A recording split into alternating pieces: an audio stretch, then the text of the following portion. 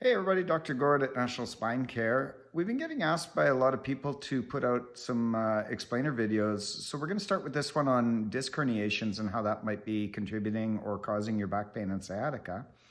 If you find the information valuable, make sure you click on the like for the video. Also feel free to share it with anybody you know that might be experiencing back pain or sciatica. They might find the information helpful as well. You can click on subscribe for the channel as well as the bell icon to be notified as we put out more stuff. Also, if you have any health information that you would like us to address in future videos, just enter it in the comments section below and we'll do our best to get to it. Thanks again and enjoy the video. Hey everybody, Dr. Gord here at National Spine Care. So just in between patients and the last patient I just finished with had suffering from an L4-5 disc herniation and really didn't understand what that was. So I spent a bit of time explaining it to him, and I thought you might benefit from learning about that. If you've ever been told your back pain or your sciatica might be caused by your a disc herniation, this is what they mean. So you might have heard terms like L3, L4, L5. Well, L just stands for lumbar spine. So I've got a little plastic model of the spine here you can see. This is the front of you here. So we're looking through your stomach, and these vertebrae here make up what's called the lumbar spine. There's 5 bones in total, and we just number them from the top here. So these green things would be your thoracic spine. That's where your ribs are hooked onto. So these guys down here are these 5 bones. L1, L2, L3, L4, and L5 make up the lumbar spine. Below that is your sacrum, which is your tailbone, and that would start with S1. So we go L1, 2, 3, 4, 5, S1.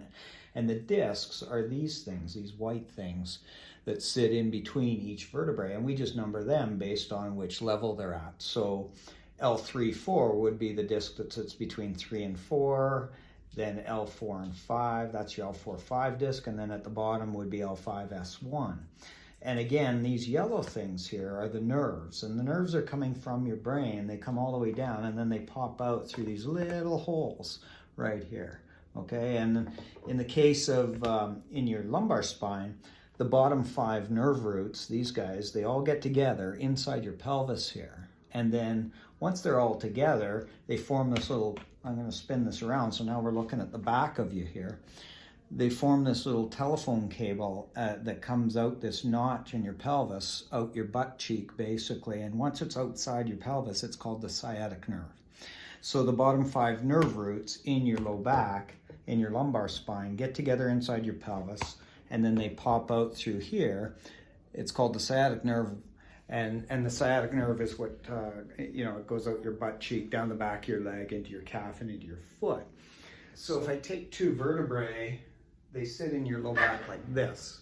Okay, so these bones back here you can see, if you reach behind you and feel in your spine, these are the bumps you can feel through your skin. So this is the back of you. Well, the beauty of an MRI is it lets us cut you in half basically and look down from above. And if we do that on this model, you can see there's the disc right there. So we've cut you in half and now we're looking down at it. So again, here's the back of you. So here's the disc, and a good way to think about it is it's like a jelly-filled donut. So essentially there's the jelly that's contained inside the donut, and those nerves, here's those nerves again, the yellow ones, they're coming down from your brain, and they sit inside this bony canal. That's called the spinal canal.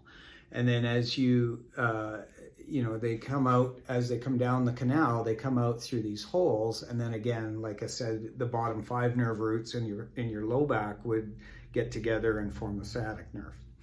So basically, what a disc injury is, or a disc herniation is, instead of being contained inside like inside the donut, you see this, where the jelly has a way. So now you can see there's an injury on the back part of this disc where there's a hole has developed, or a tear in the disc, and that's allowed an area where the jelly that's normally contained inside can leak out or squirt backwards, and it sits back in the canal here where all the nerves are trying to get through. So now you've got a situation where you got this bulge of jelly sitting where the nerves are, and that's how you pinch a nerve or you create inflammation in the nerve. And basically, so then what happens is you've got this pain and inflammation in the nerve, and that's going to send pain or maybe weakness or numbness wherever that nerve travels. So if you're herniated a disc, let's say at L4-5 or L5-S1 or something like that, then it can send pain or symptoms down your leg or into your foot. Okay, so I hope that little bit of information helps you if you've been told that you've got a herniated disc in your low back that might be contributing to some back pain or sciatica.